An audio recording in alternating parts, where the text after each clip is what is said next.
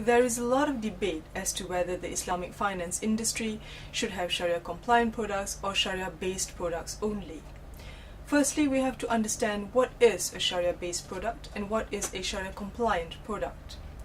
A Sharia based product, if I could put it simply, is where you structure a product which invests directly in Sharia compliant assets, and the returns are directly derived from that particular Sharia compliant asset and do not reflect anything else other than the returns made from the trading, for example, of that particular Sharia compliant asset. However, this is different from a Sharia compliant product. A Sharia compliant product is one that has been structured in compliance with the rules of Sharia, and yes, it does invest in underlying Sharia compliant assets. However, the returns offered of that particular product, say if it was a structured product, would be the returns similar to a conventional instrument. Say for example, an offering of a structured note which gives the return similar to the returns of the HFRX.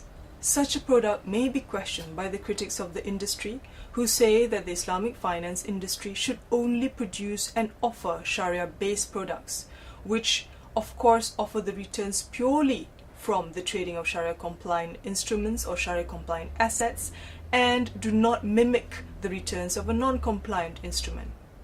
And with many other newly developed industries or newly developed sectors, is still finding its feet. And at the moment, it relies on its relationship and it exists within the wider conventional spectrum. Islamic finance and banking industry does not exist in isolation. It exists within the wider banking spectrum. In other words, wherever you offer a Sharia-based product, the proceeds from that particular Sharia-based product will actually find its way into the wider economy via perhaps even a conventional bank.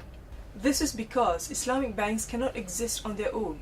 They also have to form relationships with conventional banks. Of course, these relationships are Sharia compliant relationships, and any trade between these two entities or institutions are with compliance to Sharia. However, that does not stop the proceeds from a Sharia-based product from ending up in a conventional bank. However, these products should be able to offer returns which are comparable to conventional products without using a swap structure, for example, therefore making it a Sharia-based product rather than the so-called controversial Sharia-compliant product which we see in the market at the moment. Another point to note is that a Sharia-compliant product has been approved as Sharia-compliant by a board of Sharia scholars. This means that the structure for that particular product has been put before a board of Sharia scholars who have examined the legal relationships and the entities existing within the structure.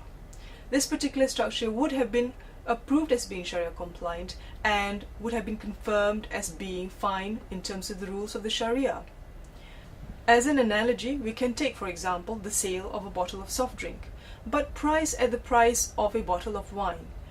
Again, the question is there anything wrong with this particular trade? The answer is no.